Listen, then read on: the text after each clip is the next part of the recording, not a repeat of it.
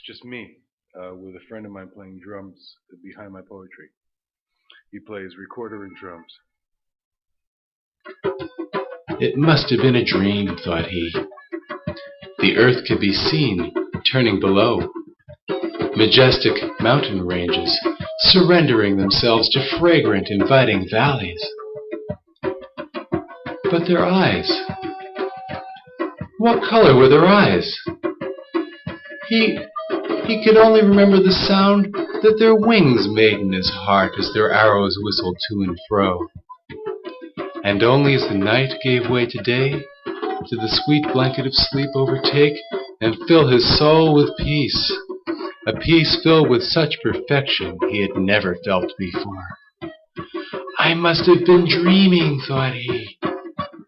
Perhaps I still am, and maybe I will never awaken, as he felt a soft hand upon his shoulder.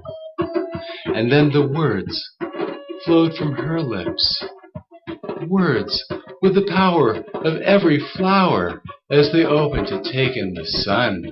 Their eyes were blue, said she, and our journey has just begun.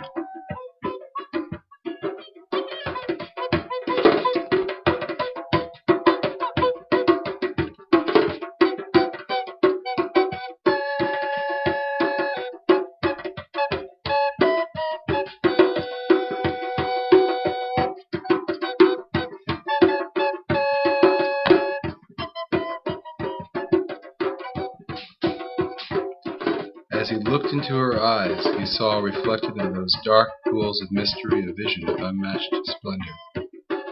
No longer did the physical limitations of gravity hold the earth bound. Almost between words, in between thoughts, he saw the earth being born as it shot outward from the sun.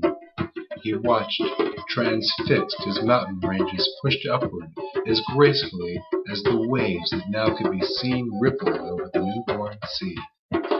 Then, all at once, as if in a climactic thrust, life sprang upward from the waters and spread outward to cover the land. The winds seemed to dance with the grasses as the birds flew high above. The clouds seemed to spill their water like honey upon flowers that opened to catch rainbows from the sky. All this, and yet man had still to be born. And then, as if thought provoked, he saw pyramids rise to meet the sky. Roads could be seen stretching outward towards the horizon as metallic birds blazed overhead. As if in a twinkling of her eyes all this had come to be. Amazing, thought he, that one could see so much in another at just a glance. What if you could read between the lines? I'm sure that you'll see what I mean, said she, as she rested her head upon his shoulder, and within that moment he felt that he'd just awakened.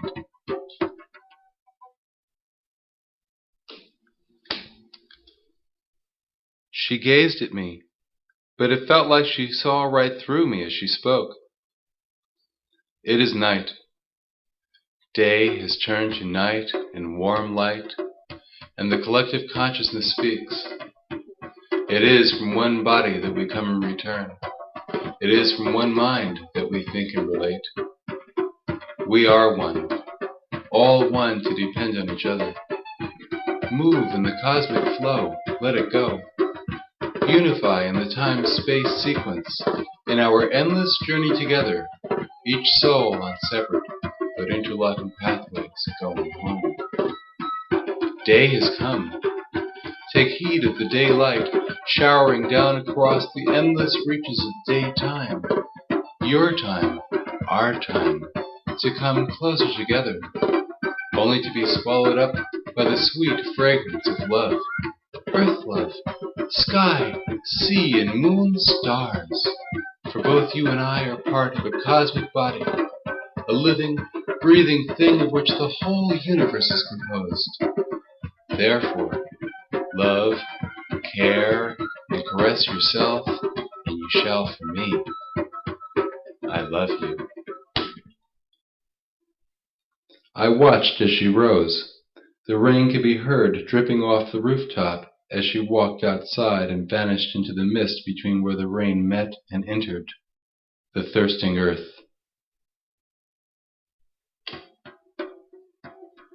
In the dark nights of forgotten memories, I moved with cautious steps along the corridors of a far and distant castle.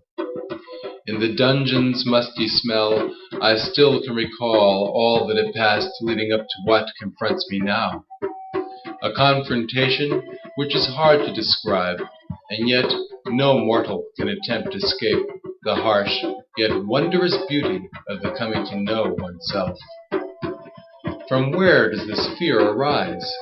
It seems possible to me now that I have not yet explored all of the inner quadrants of that far and deeply remote structure known only to me as my mind's eye. The light has not as yet reached out to me as I expected it to. Indeed, I find myself being forced to reach for it, not knowing in which direction, but only sensing that somewhere soon I shall find. And yet I know that with the power of hope in my heart, I shall rediscover all the keys of light from within and be able to put them in contact with all that is without. Within these forgotten walls, I move motionlessly, and yet the earth turns, I know, moving around a star, which in turn is part of a galaxy, expanding rapidly within the universe. But what has this to do with me?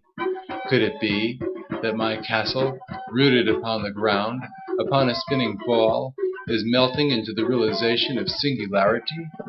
One with all that is and will be, allowed to float freely within the confines of space? Where does this take me? How shall I know if I found enough? With the insatiable thirst of question, should I move on? Or is it just enough to know that I have come this far?